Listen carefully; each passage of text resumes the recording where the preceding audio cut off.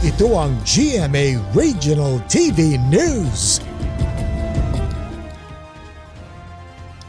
Pinasok na ng baha ang ilang bahay na malapit sa Pantal River dito sa Dagupan City.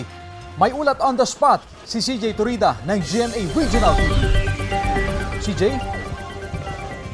Standby na sir. Standby na. Baba na. Sa Barangay Pantal, Dagupan City, isa sa mga low-lying barangay na binabantayan ng lokal na pamahalaan dahil malapit ito sa Pantal River. Pinasok na ng baha ang bahay ni Cheryl Ramos na nasa gilid ng ilog. First time raw nilang mapasukan ng baha. Itinaas na ang ilan nilang gamit sa loob ng bahay dahil sa baha. Problema niya ngayon kung saan niya dadalhin ang kanyang 6 na anak kung tataas pa ang baha. Handa naman daw silang lumikas kung kinakailangan. Sa kabila ng pag-uulan, tuloy pa rin ang kanilang munting negosyo na pagbebenta ng pinya sa harap ng kanilang bahay.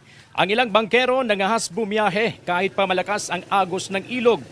Tulad ni Tatay Al na nilimas muna ang naipong tubig ulan sa kanyang bangga bago maghatid ng pasahero. Ang ilang residente tinatanggal ang ilang basurang bumara sa kanal. Patuloy ang pag-iikot ng lokal na pamahalaan sa mga binabaang lugar sa Dagupan. Mahigpit na binabantayan ng Pantal River dahil dito dumidiretso ang mga tubig mula sa Sinukalan at Marusay River.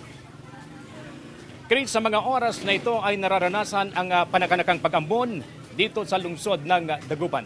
Balik sa iyo, Chris. Maraming salamat CJ Turida ng GMA Regional TV.